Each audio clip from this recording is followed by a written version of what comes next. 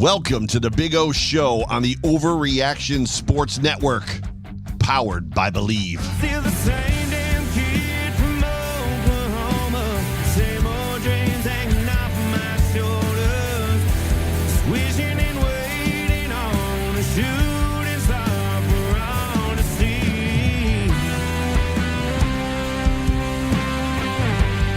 And now your host, straight out of Oklahoma, former Buffalo Bill, Jerry Ostroski.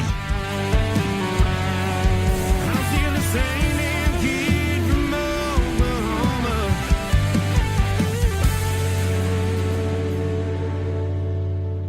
Oklahoma. Welcome into another edition of the Big O Show here on the Overreaction Buffalo Sports Network. I am the Big O, Jerry Ostroski. It is Thursday night, 8 Eastern, 7 Central, and we're going to bring you a little bit of a breakdown for this week's opponent. That would be none other than the Houston Texans. I guess you could say this is the Stefon Diggs game, the Diggs Bowl, however you want to go into it. I believe the Bills have more things to worry about than Stefon Diggs, who right now on PFF is the 23rd ranked wide receiver in the NFL. But that game, 1 o'clock Eastern, 12 Central in Houston this Sunday at NRG Stadium down in Houston. Vegas has the Bills sitting at a 1-point favorite. The over-under is 47.5. The Bills come into this game 3-1, as do the Houston Texans. And if you look at the last time these two teams played, it was a Bills beatdown as they played in Orchard Park, and the Bills won 40-0 over the Houston Texans. They played also in 2020, the COVID year. Houston wins 22-19, and they won the meeting before that in 2018, also in Houston, 20-13. Again, if you look at both teams, Buffalo comes in with a 3-1 record. They are 2-0 at home, 1-1 on the road. Houston 2-0 at home. They are also 1-1 on the road. Houston comes in with the 17th ranked team in scoring points at 19.8 points per game. Bills still second in the league after a very subpar performance in Baltimore this past week at 30.5. Points allowed, Houston 23.5. That puts them 22nd in the league. Bills at 20.8 after Baltimore scores a ton of points this weekend, Sunday night. They're still ranked 12th in the league, giving up 20.8 points per game. Takeover differential, Bills lead the way with +5. Houston, they are at -1 at 21st in the league. Bills second in the league. Passing yards per game, Buffalo 20th at 195 yards a game. Houston comes in second in the NFL and, third in the NFL at 257 yards per game, rushing yards per game. Buffalo 110 at 17th, just a little bit lower. Houston comes in at 106. Defensive numbers, passing yards per game, Buffalo 165, sixth in the league. Houston, they give up 161 a game, fourth in the league. And rushing defense, there's where the big difference is after a big-time beatdown by Derrick Henry this past Sunday night. Bills 30th in the league, two from the bottom, 156 yards per game given up. Houston comes in at 13th in the league at 112. So we're going to get into some different numbers, some different things as we go on today, give you a little bit of a numbers breakdown of this matchup down in Houston. Obviously, tons and tons of focus on Stefon Diggs, but it should be notable or should be of note to say the Houston Texans' best wide receiver is not Stefon Diggs. That would be Nico Collins, and we'll talk about him and the other weapons they got going on. Also, question marks at running back for the Houston Texans. We'll talk about that as well. But right now, as we do every week on the show, we bring in our good friend, Dr. Brad Bowen, and he joined us from Driven Physical Therapy and Performance. My man, as always, he's going to bring you the info on this Buffalo Bills injury report.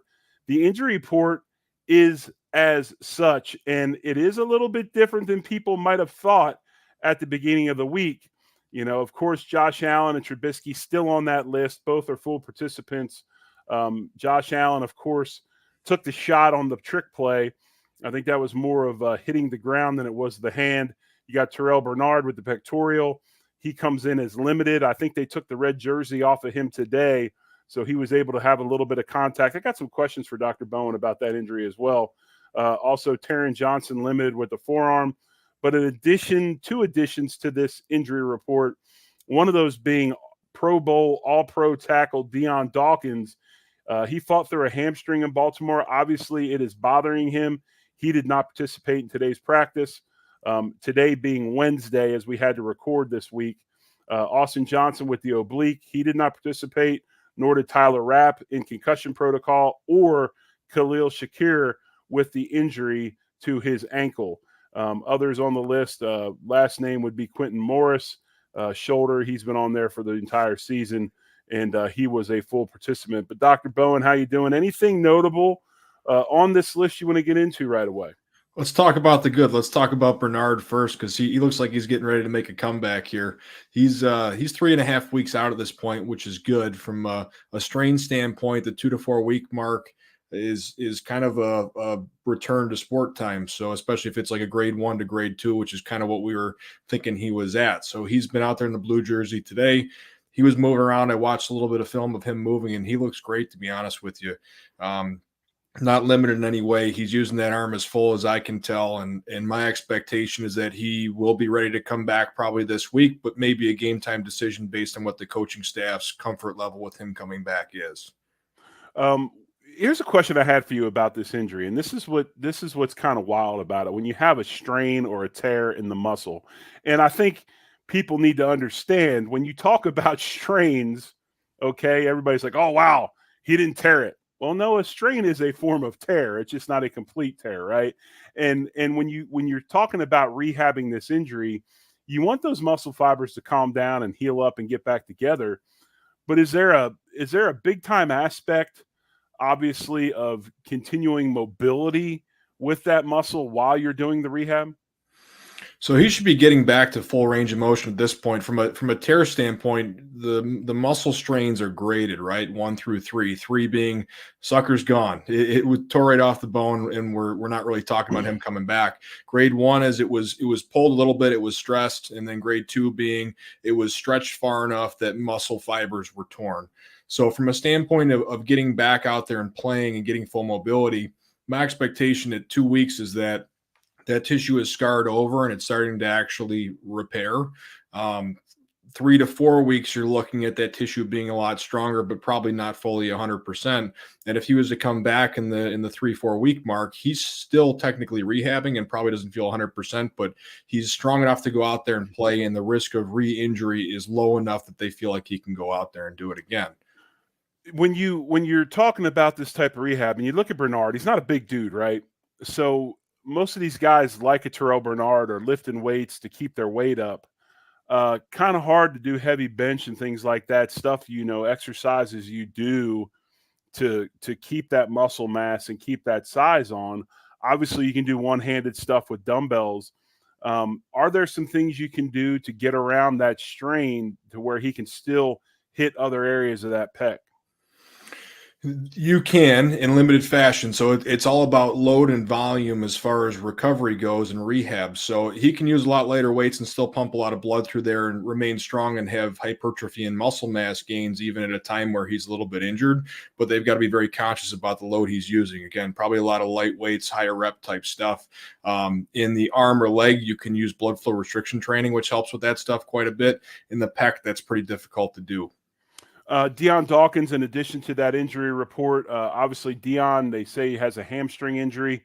Harder for the big guys to deal with hamstrings or harder for the little guys that are running routes and running around? Tough to say which one's harder. I think they're harder in different ways for different reasons.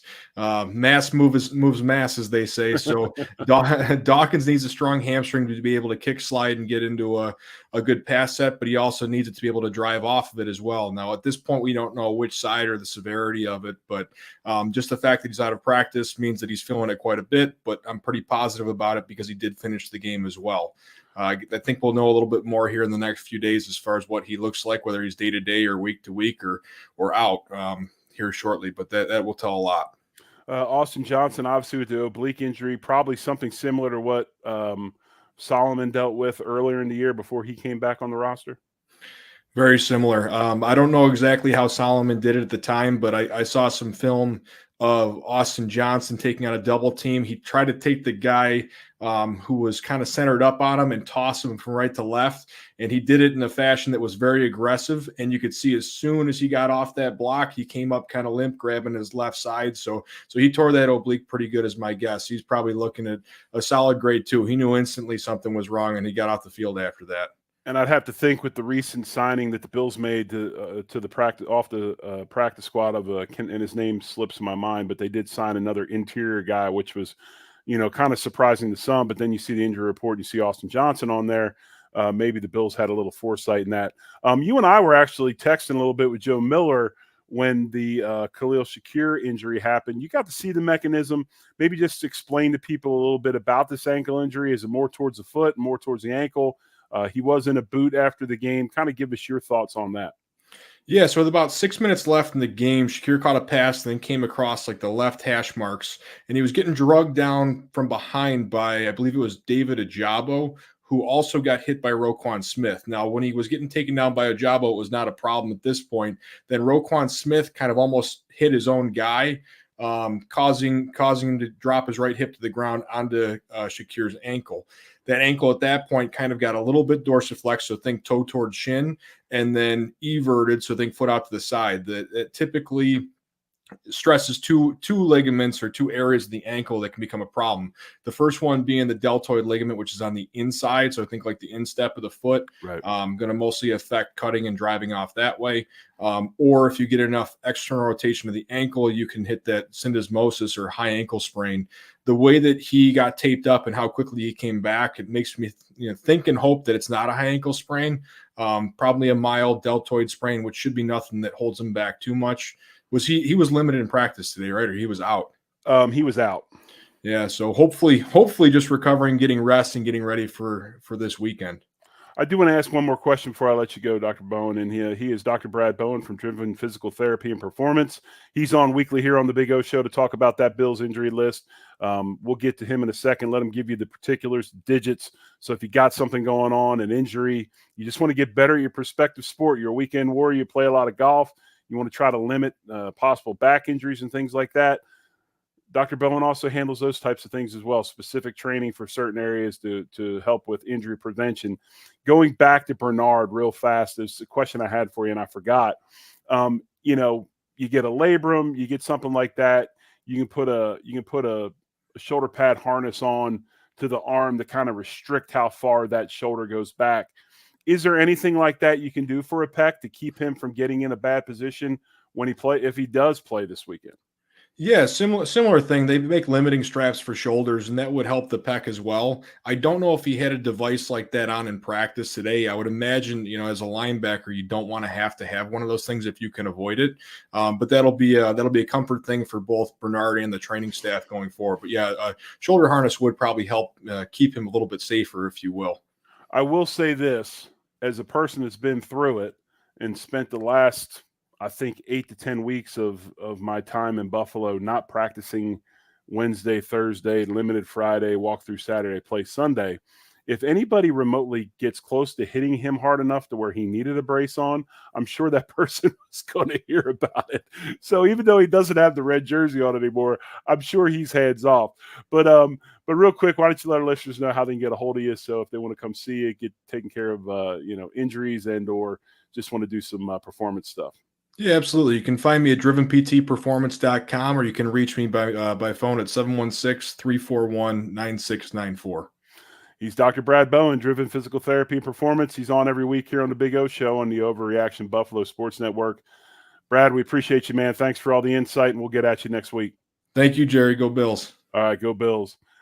He is Brad Bowen, and as I said, he comes on weekly, and we are blessed to have him because we get a ton of information from Dr. Bowen as far as that Bills injury list goes, and just maybe what are some of the things that the Bills can do to get some of these guys back sooner, because with 17 games and the ownership wanting to go to more games in the future, you're going to have large injury lists week in and week out in the NFL. It's just the way it goes. If you look at the weekly list for the league, it is vast.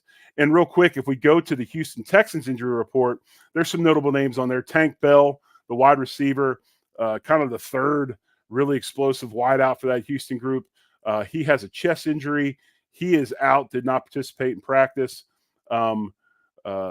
Damian Pierce, a running back, he was out with a hamstring, as well as strong safety Jamie Ward out with a groin. They had a few other players, but the player of note would be one Joe Mixon. Joe Mixon, formerly of the Cincinnati Bengals. Mixon comes in and this offseason goes to Houston, and a big piece of that Houston offense. He did not play last week. There are thoughts that he might play this week. Some people are pointing to the fact that he will play this week. As of today, this being Wednesday, we're taping this week's show a day early. Joe Mixon did not participate in practice today. So if you look at that injury report tomorrow, maybe that changes. But right now, Joe Mixon, big time weapon at running back for the Texans, did not practice today. And they got a couple of running backs on that injury report, so they're a little bit thin there. Real fast, if you look at leaders for 2024 for both teams, obviously Josh Allen, 70 of 101, 814 yards, 7 touchdowns. Shakir, leading receiver in general, 18 catches, 230 yards, 2 touchdowns. It'll hurt the Bills if he cannot play. James Cook, leading rusher, 50 rushes, 227 yards, 3 touchdowns. You look at the Texans, they've got the young C.J. Stroud playing very, very well, 94 of 139, 1,054 yards, 6 touchdowns. Nico Collins, you look at him, 30 receptions, 489 yards, 2 touchdowns. And Joe Mixon, 39 rushes, 184 yards, and 1 touchdown. So those are your 2024 leaders for both teams. Want to get into a little bit of the Houston Texans right now. When we think of Texans, obviously Bills Mafia thinks of Stefon Diggs. This is a team that has multiple weapons at wide receiver. They will spread it out. They will also run. They'll get downhill. Obviously, Mixon a big part of that. But if you look at this Texans team, kind of the resurgence when DeMeco Ryans took over went around the drafting of C.J. Stroud. C.J. Stroud from Ohio State wasn't in this draft was the one quarterback that everybody had questions about, it seemed. And Stroud's now become kind of the most consistent, most prolific quarterback out of that draft class. If you look at the Houston Texans passing-wise, they're averaging 175 passing attempts, or they have 175 passing attempts. Stroud is 102 for 152. They're averaging 286.5 yards per game. They've got 6 touchdowns, 2 picks. Stroud's quarterback rating is 97.1. Pretty good. One question mark about this Houston team on offense. They have given up 14 sacks. They've given up 14 sacks. There's a high pressure rate, and that pressure rate being 33.7% of the throws that Stroud makes, he is under pressure. And Stroud's had to avoid being sacked on his own 8 times. So this is a team that will give up some pressures. This offensive line has a little bit of issues. We'll get the 3 keys of the game here in a little bit. And it's funny, one of my keys to the game also has to do or is kind of affected by a current situation that the Bills find themselves in. And we'll get in that as well. Stroud being, as a quarterback, is fairly accurate. His accurate throw percentage right now is 48.7%. Less than 1% of Houston's throws are RPOs. They're going to do more of the old style. They're going to call it in the huddle. They're going to run it. Not a ton of RPOs for the Houston Texans on offense. So when you look at this team in Houston, obviously they are led right now by I believe he's number 12, is Nico Collins. And Nico Collins is a very, very prolific wide receiver for the Houston Texans, a guy that comes in, makes a ton of big plays, a guy that is reliable for Stroud. If you look at Nico Collins, he is rated first in PFF grades at 91.2. He's the number 1 rated wide receiver on PFF grades in the NFL. If you stay on offense, you go to the rushing side of things. They've got 102 attempts for 427 yards. Again, they're averaging 106.8 yards per game. That's 4.19 yards per carry. They are a heavy zone concept team.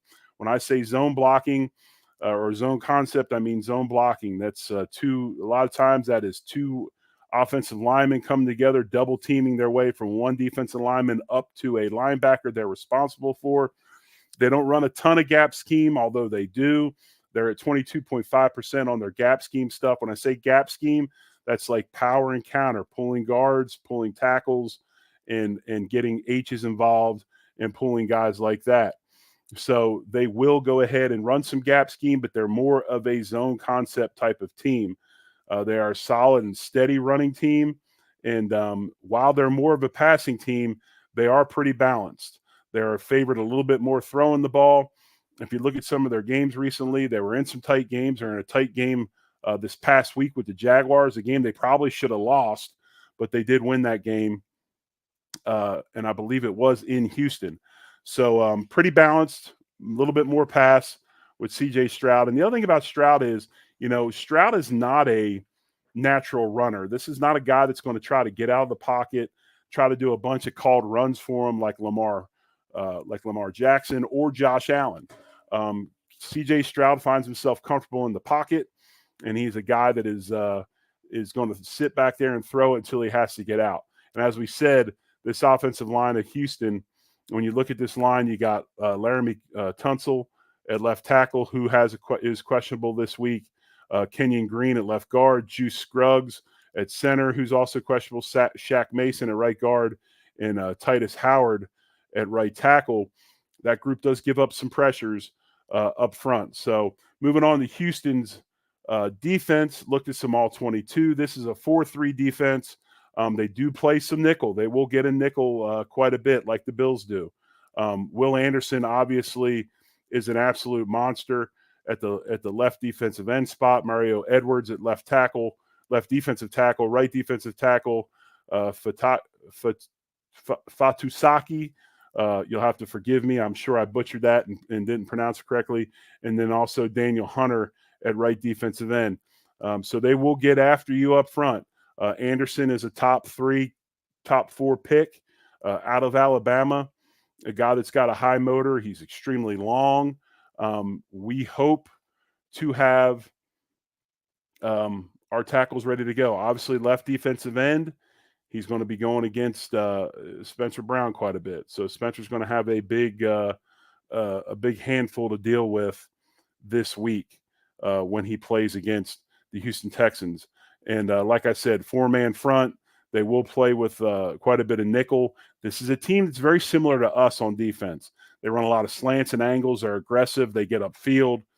They play coverage and those types of things. So when you watch Houston, a little bit different than the Baltimore Ravens, who like to base out of that hybrid 3-man look up front, with Van Noy being the kind of key piece in that, the guy is he an outside linebacker? Is he a defensive end? And they hopped in 4-man fronts when they needed to. Houston wants to stay in a 4-man front. And they do a lot of similar stuff that we do on defense. And when you look at this game, and obviously there's a lot of things going on right now in Buffalo. You're coming off of a very embarrassing loss on primetime TV on Sunday Night Football to the Baltimore Ravens. A lot of people felt, I talked about it last night on the Beat show, Joe Marino, a guy that I have a ton of respect for, talked about just the lack of, or how bad the game plan was, both sides of the ball, but specifically on defense, how the Bills never gave themselves a chance against the power sets that the Baltimore Ravens got themselves into. H's, extra tight ends. They never had really an answer as far as a big package goes. Their answer to getting big was to take the nickel out and bring Nicholas Morrow in, which to me, obviously, is not really that big of a difference. You're really not bringing, when I think of big packages, getting in a 5-man front, bringing extra defensive linemen and all those types of things. And that's just one thing that the Bills do not do. So you'd have to think that the Buffalo Bills probably are happy that they're coming to play a team that is more of a passing team, a team that even though they have a ton of weapons at wideout, they will have their chances to assert themselves on defense. And when you look at these 3 keys to the game, my first key to this game is, how do you handle multiple wideouts that are big time route runners, can take the top off of it, can give you explosive plays and all those types of things. Well, the way you handle them is you get to the passer. They're going to have to rush the passer this week. And obviously that key took a huge blow when Von Miller was suspended yesterday for 4 games to conduct detrimental to the league. So the Bills are going to have to figure out a way. Epinesa, Groot, whether it's pressure packages from Bobby Babbitt Jr., corner blitzes, those types of things, getting safeties involved in the passing game as far as blitzing. Javon Solomon's going to have to step up and play above his age, which is a rookie from Troy. Those guys are going to have to make up the difference for Von Miller not being on the field, because they're going to have to get to C.J. Stroud. Again, a team that's given up 14 sacks this season already. Bills have given up 5. Now, you can say what you want. I understand it's a little bit skewed because Josh Allen is so good at getting away from the rush.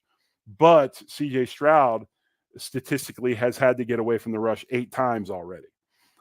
That is a lot. I mean, obviously, in a pressure rate above 33, Houston will give up some big plays in the pass rush. We're going to have to figure out a way to get to them on Sunday afternoon at 1 o'clock Eastern down in Houston to have success.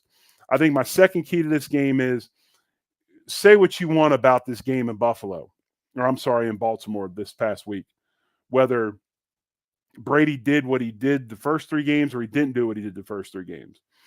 But one thing that did happen, and even though the players showed resilience and toughness of trying to come back with that third quarter push before the turnover on the trick play, is there was a bit of panic in the way play calling was made.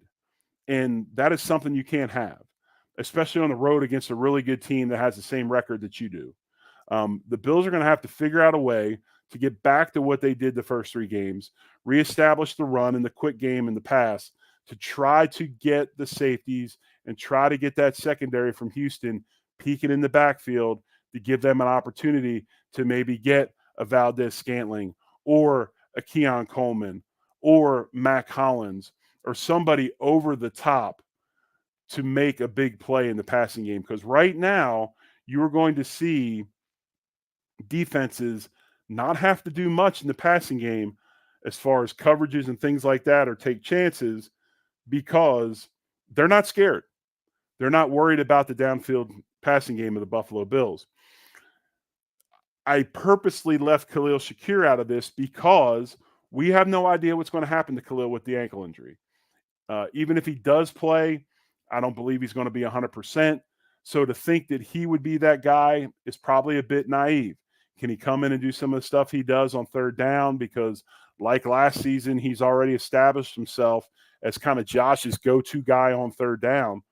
But this Joe Brady-led offense is going to have to figure out a way to get back to that run game, stay with it, get in the quick passing game, move the chains, put stress on the defense, and hope that you get a shot over the top.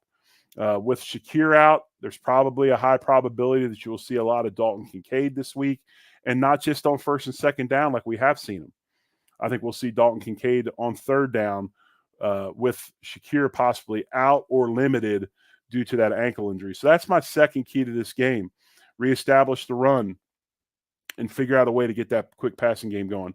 And finally this, I haven't bid on it all season, and I hate the fact that I'm biting on it now, but I'm going to. Special teams have got to play well this week.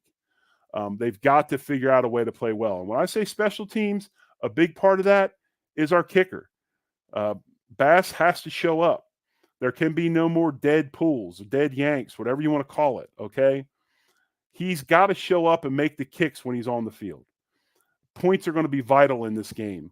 On the road, this environment will be hostile once again. Will it be like Baltimore on Sunday night? I doubt it. That almost felt like that Cincinnati playoff game to me. It was kind of a trap. The Ravens' back was against the wall. They were trying to prove a point, and they did. But this special teams of the Buffalo Bills and our kicker are going to have to show up and be reliable. And when I say reliable, if Sean McDermott calls his number to make a kick, he's got to put it through the uprights. We can't worry about whether he's going to miss kicks or not. I mean, it's hard to score points in the NFL. It's hard to score anywhere, not just the NFL. But it's exceptionally hard to score in the NFL. When you have the opportunity to put 3 points on the board, especially on the road in a tight matchup, you better be able to get it done. So those are my 3 keys to the game. Buffalo Bills travel down to Houston this weekend. Sunday afternoon, 1 Eastern, 12 Central. They're playing at NRG Stadium in Houston. It's on the road again. This is a tough stretch for the Bills. They're 3-1. They got a chance once again to establish themselves as a big dog or a favorite in the AFC after a subpar performance this past week. I expect the Bills to play well. Hopefully the injuries don't hamper them. Hopefully we see Deion Dawkins. Hopefully we see Shakir. Hopefully this group and maybe even possibly Terrell Bernard, we see them this week, and we get this thing back on track. I'm the Big O, Jerry Ostroski. Once again, this is the Big O Show. It is Thursday here on the Overreaction Buffalo Sports Network, and we're here every week to bring you a in-depth, detailed breakdown of the upcoming opponent and the upcoming game. So I appreciate you as always. Hit the like button, hit the subscribe button, and we are powered by Believe. And we're proud of that. We're also proud of the fact, folks, that you're putting eyes on these videos. You're putting ears to the podcasts, and our sub numbers are going up. Our view numbers are going up, and that's because of you guys and your graciousness for joining in and watching our content, and we are incredibly grateful for that. So once again, I appreciate you, and as always, much love, and go Bills. I'm still the same.